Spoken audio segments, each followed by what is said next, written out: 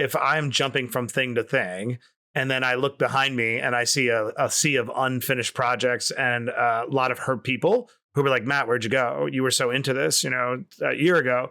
That begins to chip away at my self-esteem, right? I'm not proud of my behavior. So I try to hold myself accountable to scaling and optimizing, right? Things get easier the third, fourth time you do it, right? So, but I don't think it matters how many plan A's you have. It's really about once it becomes a plan A, how do you increase the likelihood you will be successful? That's all my book is about. How do I put the odds in your favor once you've identified this thing as a plan A, not your only plan A, but a plan A, right? And the way you can have 17 plan A's, just 0 plan B's. Hello, and welcome to another episode of All the Hacks, a show about upgrading your life, money, and travel. I'm Chris Hutchins, and I started this show almost 2 years ago because I love doing all the research to optimize every aspect of my life, and I wanted a way to share that journey with you. And after the first dozen or so videos, I knew this would be my full-time thing, but somehow it took me another year and a half until I was ready to go all in. So I'm glad I finally did it. But why did it take me so long to commit to something I knew deep down inside I was ready for? Well, that's exactly what we're going to talk about today, and I'm joined by the perfect person for the topic, Matt Higgins. Matt grew up in poverty and dropped out of high school at age 16 before going on to graduate from law school and then become the youngest press secretary in New York City history during 9/11, where he led the effort to rebuild the World Trade Center site before becoming executive vice president of the New York Jets and vice chairman of the Miami Dolphins. Matt was also a guest shark on Shark Tank. He teaches at Harvard Business School, and through the investment firm he co-founded, RSE Ventures, he's invested in some of America's most beloved brands. So what does all this have to do with me taking too long to go all in on all the hacks? Well, Matt just published an incredible book that I really wish I had a chance to read a year ago, where he shares his frameworks to stop hedging and unlock your full potential. It's called Burn the Boats.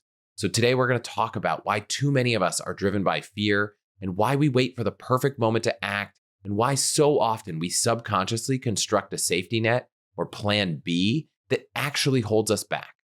But we're not just going to talk about it. We're going to lay out an actionable playbook to overcome these hesitations and burn your boats, as Matt says. We'll also cover understanding your own motivations, overcoming fear, processing failure, managing crises, asking the right questions, and a lot more. So let's get into it.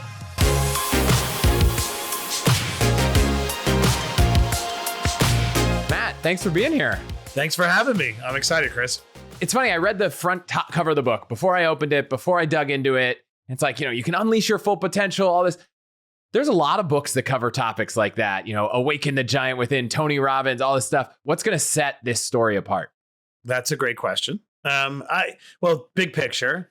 I don't think there are new ideas in the universe. Mostly they've all been discovered, but there's new packaging.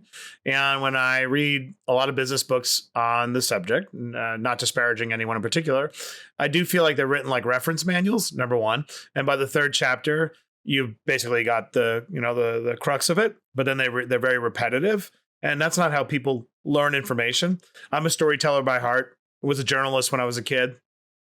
I know how to explain, articulate, package stories. And so I wanted to create a book that was very readable, that was a business book, but masked as a memoir, masked as a riveting historical fiction journey and sort of break the genre to some extent, with the goal being you could read it from beginning to end in one setting and be left with a feeling of infinite possibility. So packaging to me, I think, is actually very important. Storytelling is very important.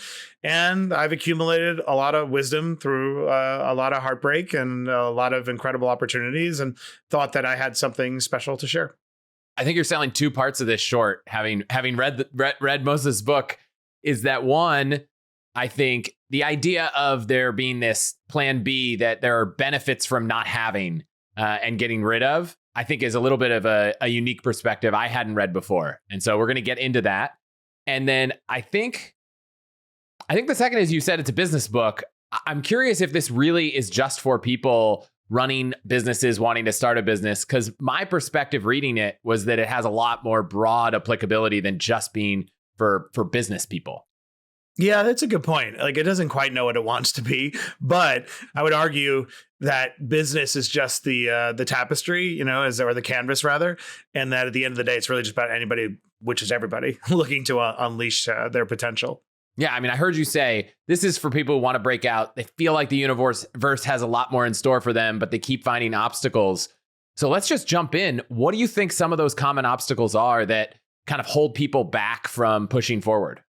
What I try to do with this book and had in my head the entire time is show, don't tell. Like when I use that third person voice, Matthew, like you're at the center of the journey too much here. You want to show and illustrate rather than tell. And a lot of books, I think, just tend to lecture you, and therefore, it doesn't quite stick. So that's a way of saying the boat in my book historically is meant to be literally the escape route. That's how military strategists use it. Burn the boats is literally burning your escape route. In my case, the boat is meant to be a metaphor for all the things in our lives that hold us back when we're at the threshold of, doing something great, something uncomfortable. And a lot of that has to do first with internal issues that aren't really discussed. Certainly, I feel like they're not discussed at my level enough. And that's imposter syndrome. In my case, it was shame. The metaphorical boat that I needed to burn first was the shame I carried around from the stigma of growing up in abject poverty and taking care of my mother, who died when I was 26, being a high school dropout, getting a GED. There was all this shame that I carried that I didn't realize until life brought me to my knees, that even though I had achieved a pretty significant level of success at an early age, objectively, I hadn't really scratched the surface of my potential until a bunch of things happened in my life that brought me to my knees. And I was like stripped away, and we can get into this. And then I realized, oh, you haven't really done anything yet, right? Like any kind of self-work. And so a lot of the issues that we need to do, the metaphorical boats for all of us are internal. How does someone who maybe hasn't even thought about what those things that are holding them back are even begin to identify them? Is there a process or questions you ask yourself to even start to understand that?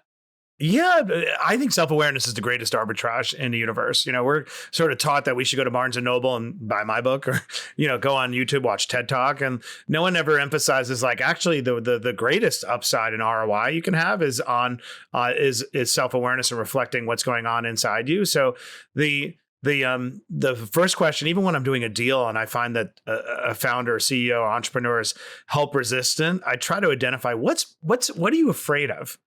Like anyone out there listening, if you find it hard to assess your flaws or your failures and reflect, the question I always say is like, what are you afraid of? And the answers usually fall into these different buckets. And I'll just throw out a few. Usually it's stigma. It's, some kind of judgment from a super authority, a parental figure or a spouse or a friend group that, if I acknowledge some type of shortcoming or even an aspiration, I want to be a musician, my dad's going to judge me. There is something that's getting in the way of somebody being reflective of their dreams, of their flaws. And it's usually something that was prosthetically installed externally. Long sentence, but in other words, it's not that nature put it in there. I think nature wires us to be reflective, actually, because it's a way to protect ourselves. But nurture, your friend group, those parental figures, those people in your lives, they over time they accumulate and they prevent you from wanting to look in. So the number one exercise I go through with anyone when I'm establishing that rapport and we're trying to establish a relationship or do a deal, and I find that they under-index for self-awareness, I try to identify, like, what are they afraid to find out? And so let's say someone goes through this process, like, okay, one of the things for me, I'll share, is the first 2 jobs I had out of college, I didn't like.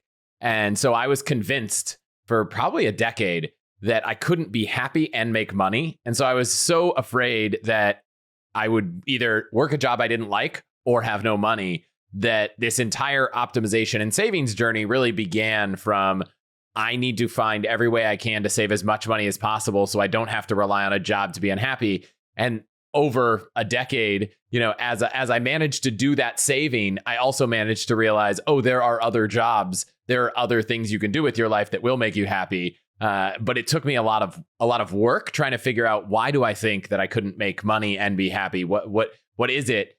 So it actually came to me, but it's not sure I knew what to do with it for years. So what does someone do if they identify the thing that is holding them back or the thing they're afraid of? And then what? I don't know. That's for them to figure out, Chris. No, I mean, I always say if I want to get a tattoo eventually. Now I'm putting this out there in the world. But I can't find the words that are lasting enough to want to imprint on my body. But if I had to settle right now, it would be to face everything. If you just simply acknowledge the fact that if you face everything, including the thing you identified as the thing holding you back, that is where. So let me use myself as a case study. When I say that life brought me to my knees, I had cancer when I was 32 years old. I had testicular cancer. And when I was diagnosed, I talk about this in the book, my first reaction was concealment. Once people find out that I have cancer, that I was worried about losing my right testicle. That's like a tremendous trauma to go through in 24 hours, right? But I was actually more concerned about everybody around me was going to think I was weak. And now is the time they're finally going to take Matt out. This like, I met my HR director on the corner of 57th Street because I didn't want anybody to see me in the office so I could change my paperwork, my beneficiary, should I die? And then 2 days later, I was like, how am I going to prove to everybody that I'm undefeated? And I was running the New York Jets business at the time, and there was a dinner with the coaches. And I decided to show up to that dinner and sit down. Everyone's looking at me. It's cringy. I have a ice on my crotch. It's like, what, but I thought I was all tough. And I raised a glass and did a toast. I said, hey, I want to tell everyone what my new motto is. And I said, it's half the balls, twice the man. And I said, I just ordered dog tags, which I still have to this day. I tell this story because in my 20s, that was like or early 30s. Wow, that's so tough. Look what you're telegraphing, right? It wasn't until later on when I got divorced and my whole identity kind of crumbled, right? As this young, kid who was able to do everything earlier, succeed earlier, press. This was one thing I couldn't press through. And it was a public shame that I needed to own, right? That's how I saw it at the time. But then I started reappraising everything, saying, why did I go back to work, 2 days later? After I had cancer and was going to die. And why have I been behaving like the house is on fire? And I realized it's like I never mourned the death of my mother. And I never left that tiny apartment in Queens, living in that Roach Motel with no food, with eviction notices on the door and Con Edison about to turn off the power, that I had never stopped living in that state of hypervigilance, despite the fact that I ran the New York Jets. And so what was I afraid to look at? I was afraid to look at the pain and suffering of that effort to try to save my mother. Once I had nothing left because my identity had been stripped and I had sort of, gone into a depression, right? To an extent, that was I able to realize my behavior, right? To look at it for what it was. And that changed the entire course of my career. So it's hard to say what you're specifically supposed to do, but I know what you're supposed to do is look within. And once you identify it, is to face it and hug it and embrace it, almost with excitement. When I realized your behavior makes no sense because you think you're being chased when you're no longer being chased. Once I realized the boogeyman wasn't behind me, then everything started changing about my behavior. And are there things in your routine or your daily life that you now do differently because you're in this new state? I mean, so many things. Let's just start as a leader, right? I do believe that back to that story I just told you about, half the balls, twice the man. Imagine you worked for me at that time, right? And you were dealing with something in your life and you needed some space to heal, to mourn, to recover. But the boss you have literally just had a surgery to remove a testicle in his back of the office. But that would telegraph to everyone around you that unless you are in a state as extreme as that, you better suck it up, right? So to answer your question, I have done a 180 and that I try to create an environment where people can surface the issues they're dealing with because one, you make better decisions. And two, if people have space to be human, you get more out of them in the end. So that's one example. And in my relationships, I tend to very quickly create space to be vulnerable and share details that maybe can be a little shocking, right? But it's to open up the permission to do that. But in every area of my life, I am constantly trying to refine my ability to be self-aware and be unafraid about what I'm going to find. I'm constantly auditing my motives. Why am I doing this? Why? Even my own book, frankly, sometimes I say I wrote my book so I'd read my book because I'm like, wait, now I'm not on brand. If I wrote it in a book, I got to actually live to it or else it's kind of embarrassing. So my book is now my accountability partner. I read every day when I stray from it. Okay, so we've kind of talked about a little bit of what you need to do to evaluate yourself, understand what might be holding you back.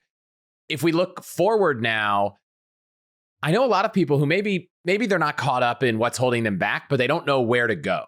They know they are destined for something, but it's not that they're being held back. It's that they haven't figured out what's their motivation, what are they good at, what could they leverage in their life or their skills to, start a company, do something at their current job, anything. What would you? I know you talk a lot about this in the book, but what do you think people should do to try to figure out where their path should go?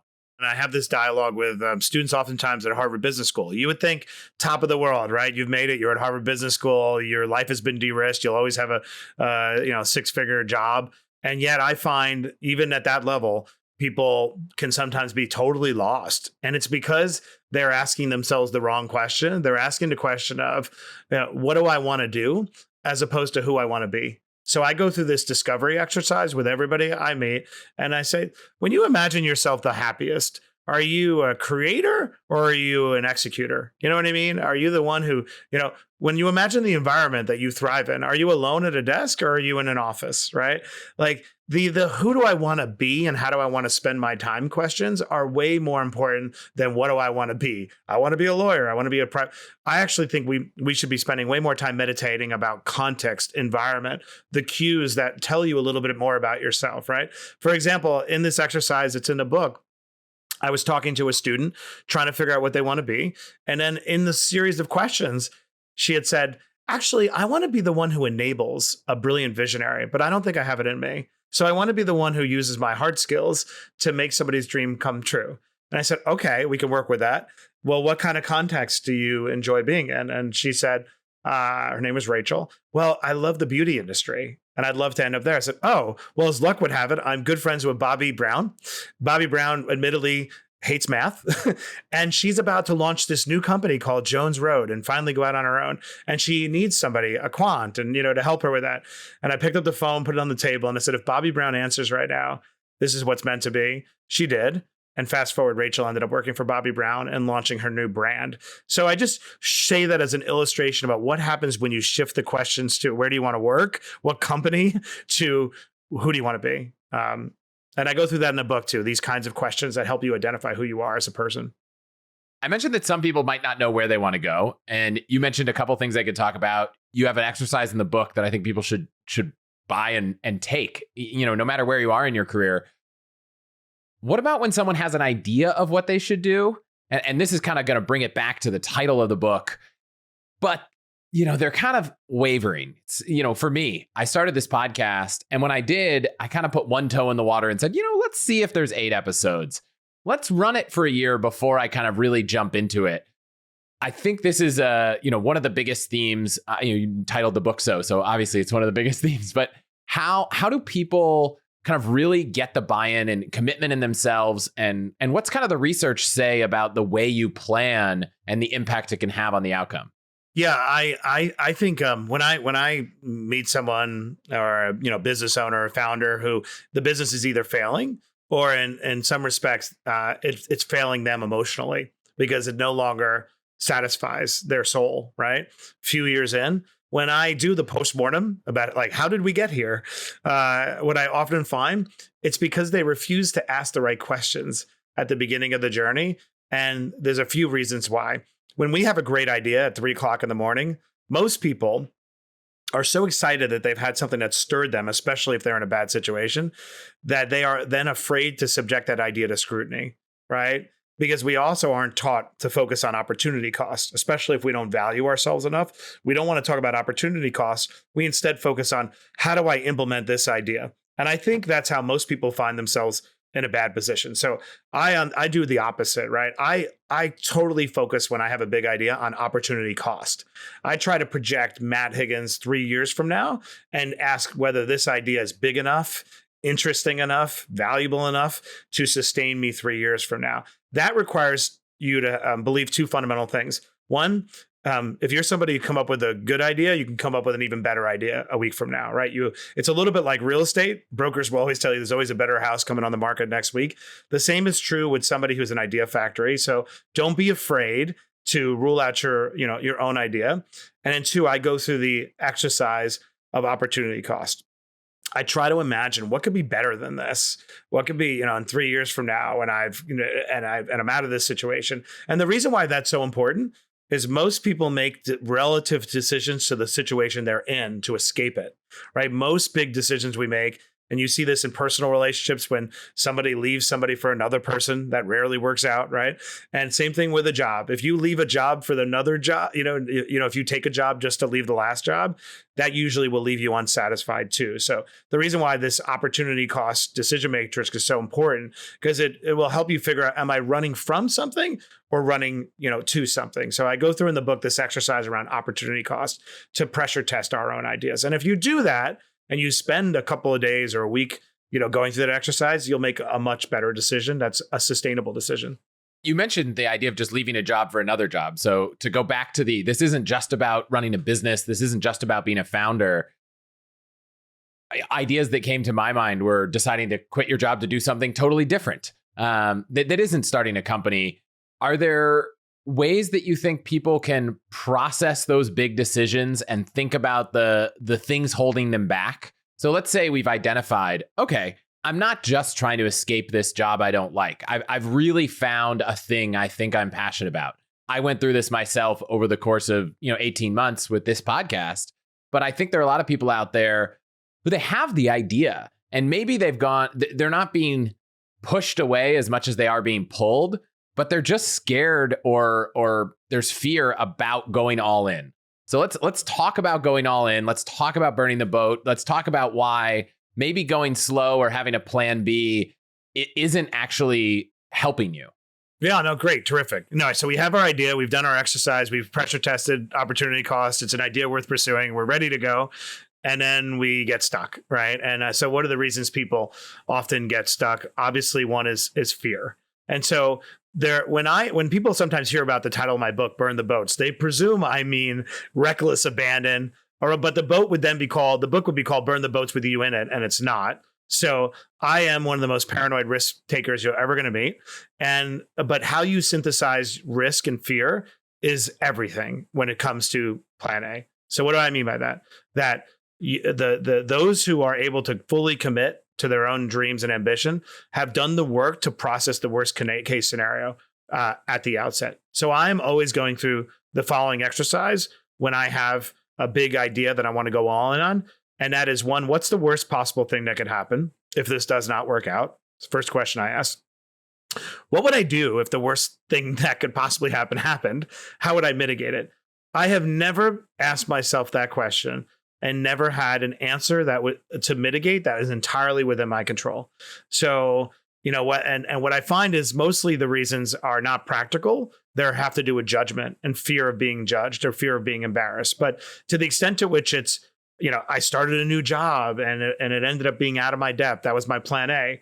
You could always be like, well, I'll just go back and get that other job, So we are already equipped because we're primal creatures. We are already equipped with the ability to defend ourselves when our plan A don't work out. But unless we pressure test that at the beginning, then the third question I ask, what's the probability that the worst case scenario will materialize? Usually the probability is actually very low because we catastrophize, and then you pressure test it. And then the fourth question I ask is, what would I be willing to do to have that plan A? What would I be willing to endure to end up having that work out? So in the case of Harvard, when I taught at Harvard Business School, which was very uncomfortable to me, I'd never been in a classroom before, but I wanted this so desperately. The idea that I had performed well at Harvard and had left these kids with something that was, 5 times more valuable than their tuition, which was the objective I set. I was like, I would walk on glass to succeed. I would subject myself to endless ridicule, public scorn. I would come within an inch of my life to achieve. That's how much it mattered to me.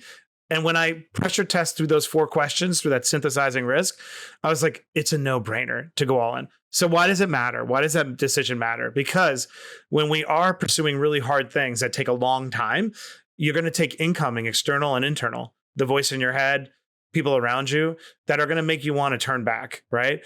And so if you haven't already processed risk, you don't remember. You know what I mean? And because you've done it at the beginning of the journey, like, wait a minute, I already asked myself how I would handle if this didn't work out, and I'm okay with it. It's the memory that you went through that risk synthesis exercise rather, that sustains you.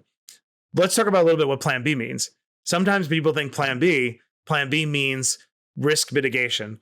But I already said plan A incorporates risk mitigation. You've already gone through it. What plan B and what the science shows is plan B is not about de-risking anything. Plan B is a way for you to achieve your subordinate goal. So let's use it to anyone out there listening who wants to be a musician, but they have a crappy job that they hate. But you're like, you know what? My dad always said I shouldn't be a musician, but I don't care. I'm going to tell him F him, and I'm going to go ahead and I'm going to be a musician. I'm going to work really hard until I get on that band. However, if it doesn't work out, I do have a plan B. I'm going to go work at Bob's record store because I'm always perusing the aisles and he thinks I'm really smart. That's your subordinate goal, which is to get a job different than the one you have, right? In the music sector, but very different being a musician than working at Bob's record store. And what the study and the science shows is that plan B is actually an alternative way for you to relieve the pain and discomfort of pursuing your goals. So there are two ways to get that done. I can either succeed on plan A, or I can go for my lesser subordinate goal, which is going to leave me unhappy. And then the last piece of interesting research that came out of Wharton in 2014 was they found that just the mere contemplation of having a plan B, Bob's record store, is enough to ensure you will never be a musician. Just thinking about it. And what they also found in the research, just having that insidious thought of working in that record store is going to dramatically reduce your desire to ever be a musician. So it's two things. You won't succeed and you won't care as much anymore. That was a lot to unpack, Chris. It's hard for some people, especially maybe someone like myself, where I'm like always thinking about all the outcomes, all the options, to not have a plan B. But is having a plan B different than knowing that a plan B exists? There is. I love that you said that. That's such a smart way to put it. Having a plan B is very different than the piece of knowing a plan B is out there for you. And you don't need to return to it because you've already, at the beginning of the journey in pursuit of plan A, identified what it is, right? Like, it does not need to be crystallized because you'll know you'll get a job somewhere, not Bob's particularly. You know what I mean? So it's a great way to put it. But if I'm having dinner with a friend and I'm like, I'm going all in, I'm becoming a musician, and they're like, yeah, and if it doesn't work out, you could just go work at Bob's Records. And it's like, oh, well, now that I know that's an option, I assume it wouldn't be fair to say I can never become a musician again because I've now heard that there is a thing. It's more when you start to, is it more when you start to say, okay, yeah, that guy, he's right. I could just do this. That's going to be fine. I'm trying to think, how do you, as an optimizer, thinking through all the options, still make sure you aren't putting your primary goal at risk by just thinking about them? Well, it's a great question. And so studies showed when you did introduce the idea of thinking about it, I think the difference is all about sequencing. If you had that dinner with your buddy who was a little skeptical, like, hey, Chris, you're kind of delusional. You sort of suck too. Your guitar playing isn't any good. Unlikely, right? If you had yet to do what I said at the beginning of this conversation and have that risk synthesis process, right? That would have been the first time that somebody was now intruding into your thoughts. So and then you get defensive, like, well, I could always go work at Bob's, right? But if you had already done at the beginning, like, you're not even hearing it. Like, it does not matter. You're fearless and you're impervious because you already are self-contained, right? I know what I'm going to effing do. Can I curse on this podcast, Chris? I already know what I'm going to do. So and I don't care what you say. You know what I mean? It's not registering. But if you hadn't already done that work on plan A, if it wasn't part of your plan A, you would be susceptible to it. So this can sound like semantics, but I'm 100% convinced it's not semantics because the research shows it. But you ask a great question, is how to delineate between having already once thought through it versus having it at the table while you're going after plan A. All I can say to you is I'll give it to you in a practical setting. There's some stuff I put in this book that I can't read, that I cringe at. It's so deeply personal. And I was going a couple of weeks before it got published, I was going for a walk and I was having a low serotonin moment. And it repeated on me, like, why did I put that in the book? Why did I put that in the book? Should I go change it?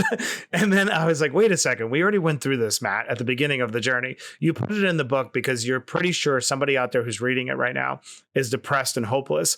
And they're going to read between the lines of what you wrote in that sentence.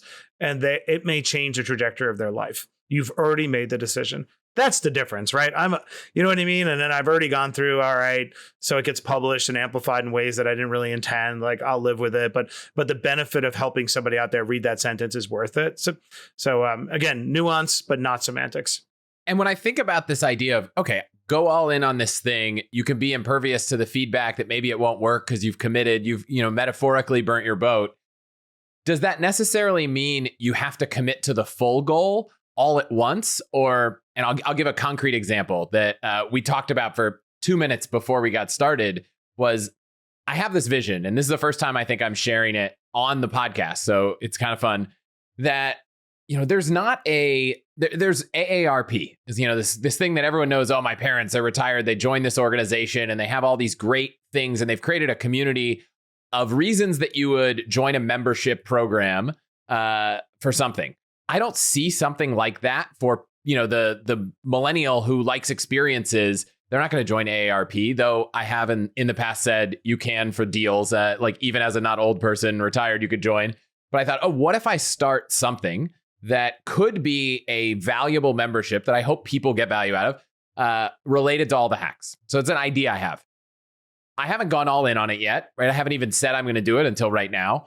But do I need to commit to this is going to be a massive thing to effectively burn the boat? Or could I say, hey, I'm thinking of starting this. Now I've at least created some public accountability. Or maybe I create it and I say, here's where you can sign up. I haven't built it all out to everything everyone might want. Maybe only a handful of you listening want to join with a few aspects of it. How much do you have to commit to your grand vision to have burnt your boat? Well, I would argue that everything you just said is not your plan A yet, right? Because you're still in the formation phase. So I think we get to define when it becomes a plan A. It's about crossing the threshold of saying, I am going to do everything I can to manifest this. And you, in the language you've used, are not there yet. So I would say that we all get to, it's all about our personal comfort level with, risk and commitment and where it ranks with your other priorities. So we are allowed to play and toy. And the book, I talk about this. I go pretty far down the road before I decide whether this is the thing. And I don't mind having goals that are in parallel and sometimes in conflict, right? I became a lawyer. Who goes to law school, gets an offer from Skadden Arps, and then I'm like, no, I don't want to be a lawyer. And then I never even took the bar exam. So Plan A and burning the boats is not about like dogmatic, rigid, forcing yourself to like fully commit to everything that comes into your head. But when you've decided, Chris, that you're doing this membership program, which by the way is a great idea, and I'll sign up right now without even knowing a single benefit because the way you hack everything feels valuable to me. This conversation is already fun. So, I'm all in already. Hopefully that escalates your commitment, but it is not your plan A yet. And so, it doesn't matter. I mean, I've already decided. I've burnt the boat. I'm all in on all the hacks, right? Like it's my full-time thing. I, left my company job, everything. This is it. Do you actually need to burn the boats on all the small projects in your life and commit to a plan A? Or is it really more a higher order thing for one or two projects in your life, your professional career, your relationships? How do I think about it on that spectrum? That's great. I actually don't render an opinion on the number of plan A's we can have.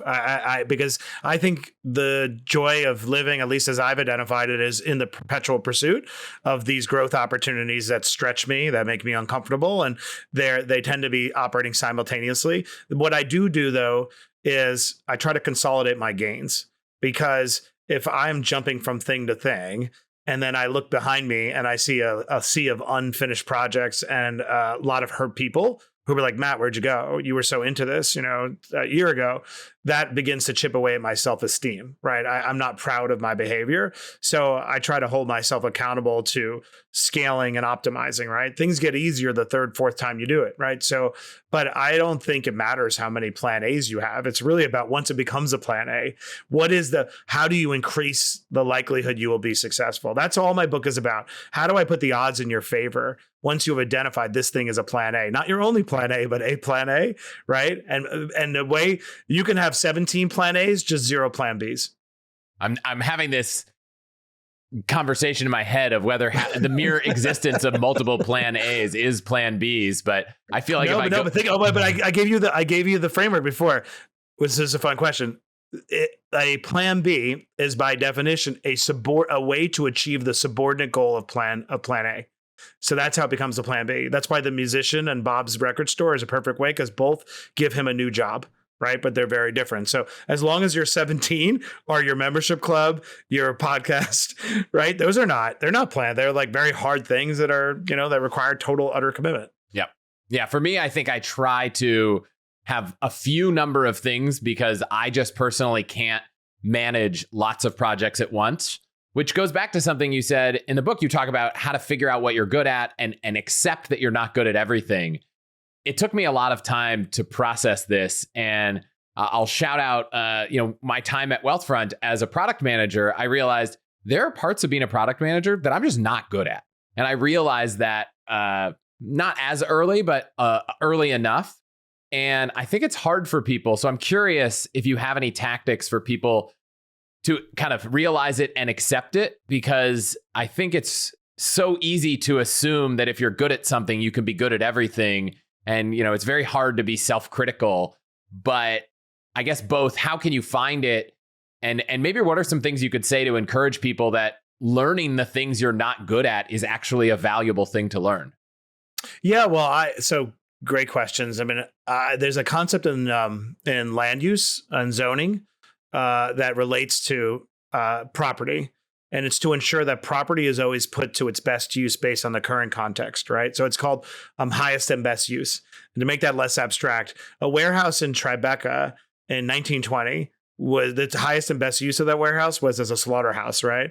In 2020, Taylor Swift is hanging out there, with her private elevator, right? Like the property changes. I look at myself like a piece of property that is always changing due to its context, except the context is not external, it's internal. I am an amalgam of all the things I've accomplished prior to today, right? Oh, well, now I'm a guy who was on Shark Tank. I know how to do TV. Now I'm a person who teaches at Harvard Business School. I know how to teach. Now I wrote a book. Now I'm an author. I have things to say, right? I ask myself every single week, sometimes every day, what is the highest and best use of Matt Higgins now that he has accomplished whatever it is he did yesterday, whatever it is I've now achieved through my trauma? Part of the highest and best use of me now is to share painful things that some people don't talk about, because that's very valuable. By focusing on the affirmative and asking yourself, anybody listening right now, what's the highest and best use of you, rather than be a negative of saying, you begin to cull the herd of opportunity, and say like, well, I mean, I could do Excel, but I'm not that good at it. And by the way, why do I want to be? And say, right, I'm a good communicator, and I can synthesize complicated information, and I could operate a company. But it's not the highest and best use of Matt Higgins is to operate a company with 200 people, even though I've done it before. So I don't know why people are afraid of this. Like, why do you want to be good at everything? Don't you want to be great at a few things? But besides, if you ask the question I just gave you, the answer will lead you to where you should be spending your energy. And you don't have to make a value judgment. There's no value in the statement I just gave about the highest and best use. It just is true, right? And so anyway, that's my number one piece of advice. Yeah, it sounds like stop reframing what am I not good at and just focus on what you're great at. Yeah, but now as I say this, and you bring up a great point, I find it's one of the hardest things for founders to accept is those limitations, because they don't know what it means to be a CEO, right? When you're a founder, you go from an idea creator to an implementer to a capital convener, and then all of a sudden you run an operating business. And so you believe that being a good CEO, good founder, is having the capacity to run an operating business and do everything. And they don't realize that actually being a good founder, good CEO, is the ability to identify talent that's better than you at each position and to render yourself obsolete wherever you possibly can. But I find a lot of people struggle with this from an identity standpoint. They feel like they need to be good at it only because no one gave them an alternative definition. Or even in the non-founder CEO world, I find that people often think that there's a prescribed path. You do a job, you do it well, and then you manage people doing it. And I have met countless people that have realized that the best use of their time is not managing other people. And other people, similarly, are phenomenal at it, even if they aren't a master of the skill of their industry or whatever the people that they manage do. So if you're a designer, you might not be the best designer in the world, but you could actually be the best design manager.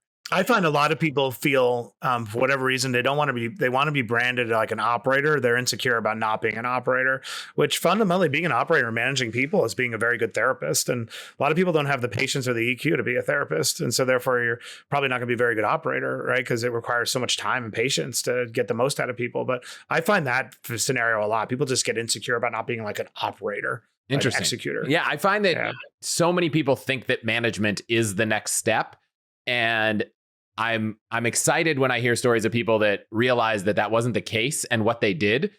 And Google was one of the few companies that created a alternative track for someone to just be very senior, very highly compensated, but not be a manager. And I see that trend picking up, at least at a lot of companies in Silicon Valley, and I hope that continues to permeate itself through all industries. But No, that's a great point because it's possible to separate influence and authority from like command control, responsibility. And it makes sense because most people are very bad managers. So it makes sense that not everybody was born to be a manager. yeah. And so while we're on the topic of things that we might not be good at, let's put that aside. But let's talk about when things don't go right. When you do fail, are there things that people should be doing? Because look, once you've committed to a plan A, you've burnt the boats, you're on the way. You're not going to not, it's inevitable that things will go wrong along the way. We talked about the fear to get started, the fear to commit, but what about the challenges that come along the way, processing those failures? You want to be a musician, you do your first, you decide to go all in, you do your first gig, no one shows up, it's a disaster. How would you advise someone to process that failure and continue pushing forward, or maybe understand when they shouldn't? Yeah, that's a big reason why I wrote this book, because I have seen throughout my life the same fact pattern play over and over and over again, which I don't quite understand why the universe is wired this way.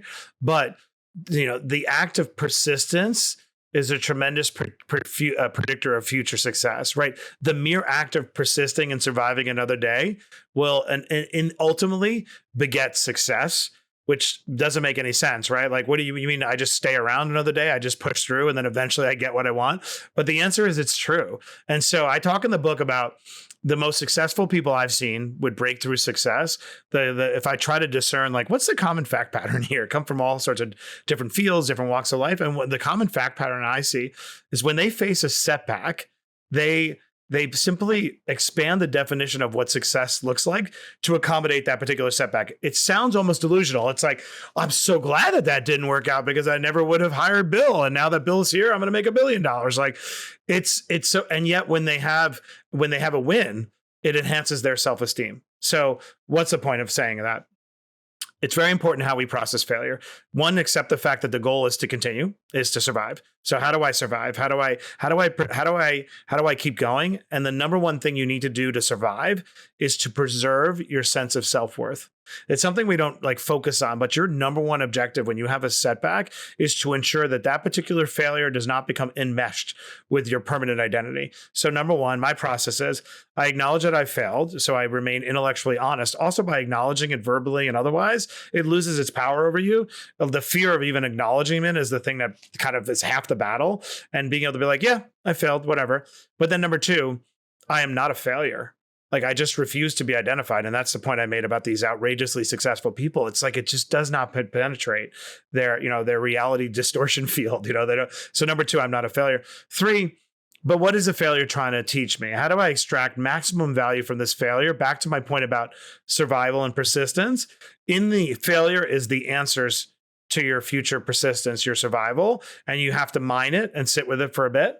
And then the fourth piece is to never look at it again, once you've extracted value. And I'm not great at that. And again, I wrote my book, so I'd read my book. So anybody here saying, wow, that's great, but I can't do it, understand that I struggle with this too, but I know it's true. So while I struggle with it, I remind myself that is the way to do. But those four simple, easy steps, and then go forward. Back to our point about the musician, like, when should he give up? The answer is like never. It's just like, find a different way, right? Like, find a different way to be in the band.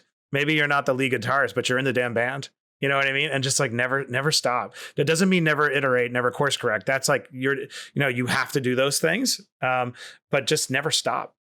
And that's why it's so important to have this plan A construct and to accept the idea of the way you're going to get what you want is to not have the plan B and to have processed the risk at the beginning of the journey, because the way to be ultimately successful in life is to never give up. I know it sounds so corny and it's in all the books. It's like, but there's a reason there are cliches, right? Because they're true. They tend to be true. You just don't stop. It's funny. I have a specific anecdote from researching podcasting, which is someone always asks, like, how do you be a top podcast? And I was like, well, I have one piece of advice that's very easy. There are 4 million podcasts. And if you filter the 4 million down by podcasts that have done more than 10 episodes ever and have published in the last 10 days, you delete 96% of podcasts.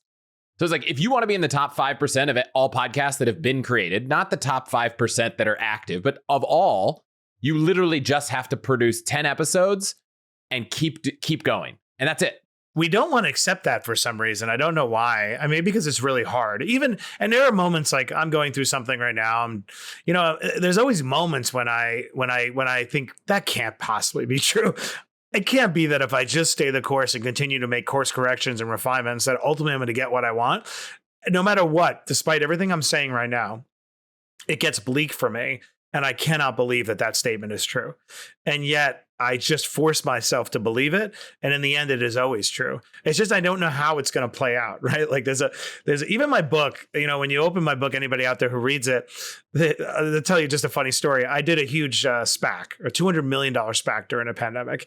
And I knew that the industry would probably turn, but I thought I could do a great deal and I could get it done and I would learn public markets and, maybe I could outrun the timing and I could just show how it could be done better, right? Long story short. So that was the opening of my book. And in doing my SPAC, I had to will every part of this to existence, including the IPO. I IPO'd at the height of COVID and it almost fell apart. And I had to just stay up all night and to get it done. I didn't feel good, but I just kept working through it. I rang the bell the next day, right? And then within 2 days, I had double pneumonia, right? And my oximeter, the oxygen was dropping. I'm like, wow, like now I may die because I did this, but I got it done. And then I got a deal done and on and on and on. And then ultimately the market turned and the SPAC fell apart. That was the beginning of my book, right? Okay, I'm going to have to acknowledge a little failure in the beginning. But the good thing is I have my TV show. I have a Shark Tank spinoff. I'm going to open the book about my Shark Tank spinoff and tell everybody how I'm partnering with Mark Burnett. I'm leveling up. It's the whole premise of my book. I'm going to get that done. So I write that. And then the TV show gets canceled before it ever airs. So my editor is like, I think we got to rewrite the beginning of the book. And then I'm like, no, I think that's the point of the book. Like that this is how it goes. And you know what? When we look back, if I did a podcast with you 3 years from now, I guarantee you there's going to be exponential value somehow that came from me knowing how to bring a company public. And two, my TV experience is going to result in the next iteration of Shark Tank that I created, or you know what I mean? Like it's just the way the universe works. But when you're in the middle of it and it's bleak, sometimes it all doesn't make sense, which is why you need the faith that if you just burn the boats, it's going to play out in your favor. And how do you go up against this as what you said, a paranoid risk taker? You're seeing all these things fall apart. Sorry about that. But like, yeah, thanks. Yeah. Well, I'm just trying to, practice what I preach and model what it looks like. How does being a paranoid risk taker play into all of this? I spent a lot of time agonizing of whether I should or should not do the SPAC, all the things that could play out. Exactly what played out was on the list. You know what I mean? And so I was able to go all in on plan A. Plan A is not a delusional belief that you're going to get what you're entitled to, right? Or it's the utter commitment to the goal. The only way that SPAC had any shot of becoming an IPO or getting a deal done is if I had fully committed to it. If I had an ounce of plan B as I was going, I wouldn't have gotten as far as I would have gotten. And the same thing with the TV show, it wouldn't even gotten remotely close. So as a paranoid risk taker, it's especially important for me to have processed all the risk at the beginning of the journey, because then I would have these intrusive thoughts that never would have enabled me to get it done. So I think they're not at all mutually exclusive. It's actually more important for a risk adverse person to do what I'm saying and to go through that exercise and process everything. Because when I was taking on water through both of those, experiences, I kept remembering, like, you've gone through this, you knew this could happen, attack, like keep going forward and don't be afraid. You already know you have the tools necessary to handle whatever happens. Earlier in the conversation, you talked about goal setting. You've just walked through some big projects you worked on. Is there a framework you use to set goals in your personal or professional life? Yes, I think if you're going to commit to a life of perpetual pursuit of bigger and bigger opportunities, and you're going to put yourself in uncomfortable positions, you could find yourself drowning or overwhelmed, or have taken on way too much. So I make sure, I always say, this also helps me with processing risk and going all in on plan A. I believe it's important to identify, what can I not live without, right? If I lost everything, what do I absolutely need to maintain in order to have a degree of peace and happiness? And as you become more successful, your relationship with risk actually increases because you have more to lose. You get more afraid to take bigger swings. I find this with colleagues all the time. Like, well, now I have the big job and the big salary. Now I'm even more afraid to take on risk. And so I think it's actually very important to define your needs as narrowly as possible, the more successful you become, and then try to let that base case not change. So I draw a hard line of boundaries around my kids, my spouse, who's my best friend, a few basic things that I need. We're always saying, like, what's the smallest apartment we can live in? So I'm not afraid of everything going to crap. And so that's how I set objectives. And when I feel like I've taken on a lot, that something may fail, then I'm always like, well, it doesn't matter because I know what I need, if everything were to go to hell. And I think people don't do that. People don't ask, like, what's the minimum? They focus more on what they want, not what could they live with if they don't get what they want or what they have is taken away from them.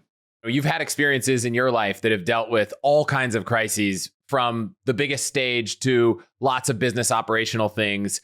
Maybe talk a little bit about your experience dealing with big crises and how you manage that, and both internally and externally. Yeah, I for those who don't know, I was the press secretary to the mayor of New York on September 11th, 2001. And then I went and helped oversee the rebuilding of the World Trade Center as chief operating officer. So I spent 2 years at ground zero from the moment that first plane struck the tower.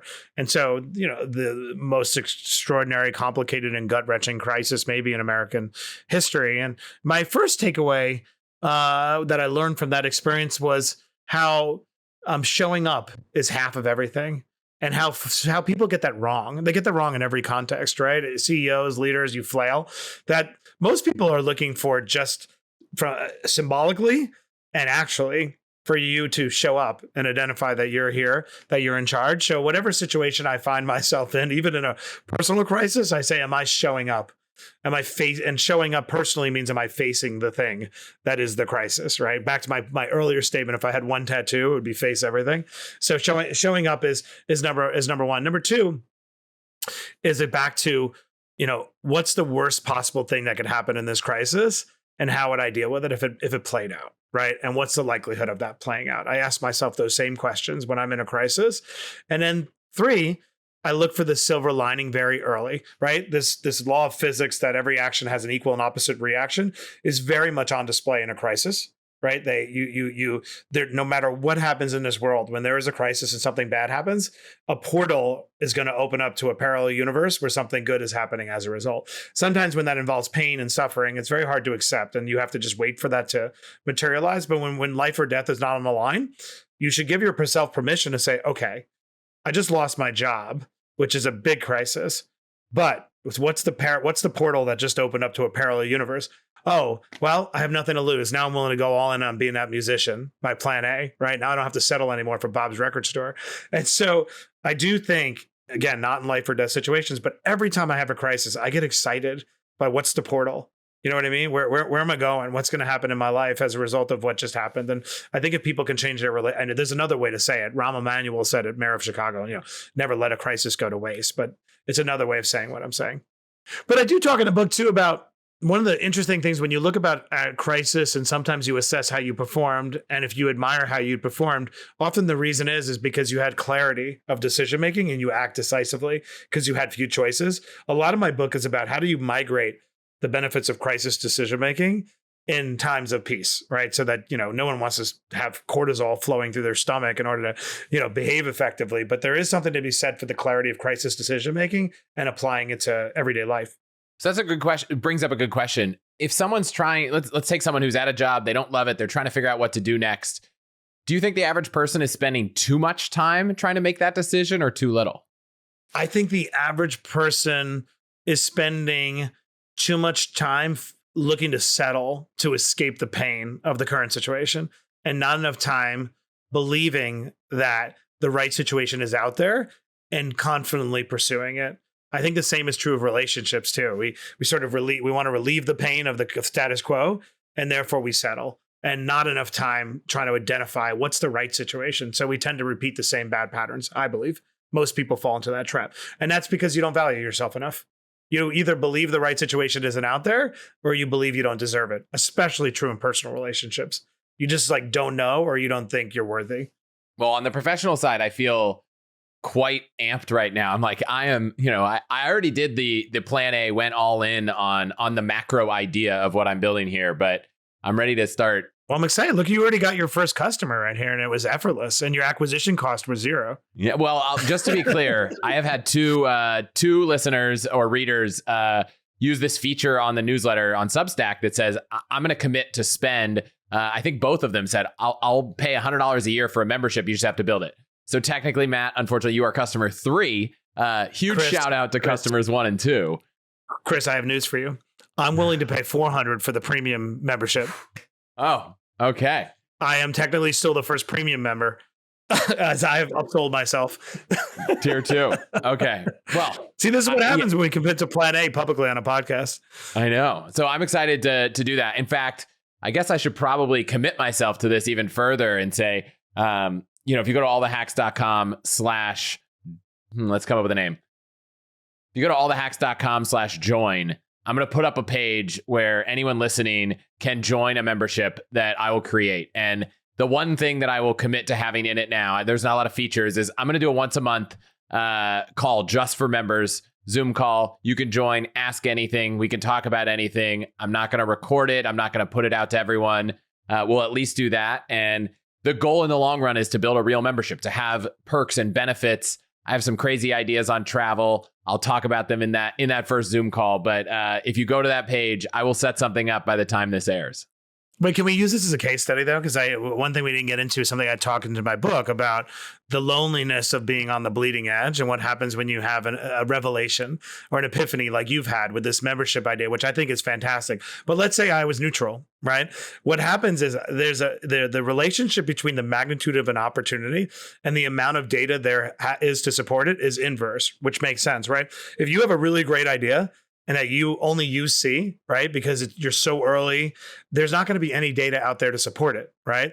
And 2, if you rely on your friend group or family group or whatever to validate it, they're not going to be able to see what you see because it's your epiphany, right? And at the same time, those are actually confirmatory that it's a big opportunity, unless you're crazy or delusional, that because only you are putting the pieces together. And I think what happens is oftentimes where people sit where you sit, wait a second, why is there only AARP? There should be a membership group. What is it about being 65 that makes you want to belong things? That's not true. I would love a group where I get benefits, right? What happens a lot of times, Chris, is now a person will road test it with their peer group or their friend group. And if they've surrounded themselves with people who maybe who are risk adverse, or maybe they don't have their best interest at heart, the idea dies with those groups. So I talk in my book a lot about make sure that when you have a nascent idea that you, 1, cradle it, but 2, consult agendaless supporters, or what I call pragmatic optimists, people who are wired to be optimistic, but pragmatic, so they can give you real data.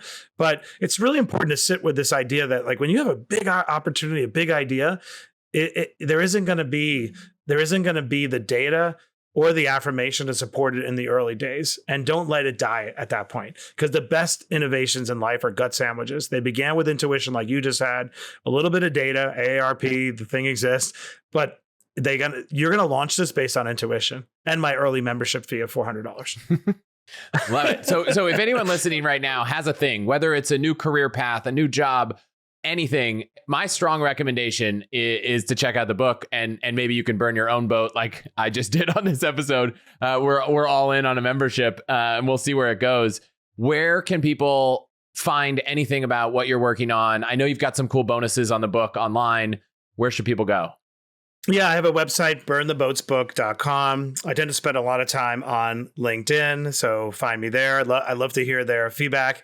So if you read the book, I'd love to hear from you. Feedback is amazing. So Amazon, Barnes & Noble, Goodreads, wherever it is you spend your time, that would be great. It also tells me which themes I should be building upon and expanding upon. So thank you. Yeah, so leave a review for the book. Just like I always ask everyone to leave a review for the podcast. I know it's really important. I will go leave you a review after this. Only if you liked it. You wouldn't be here if I didn't. So okay, excellent. Thank you. This has been awesome. Thank you so much for coming. Definitely everybody check out the book. I really enjoyed it. And thanks for being here.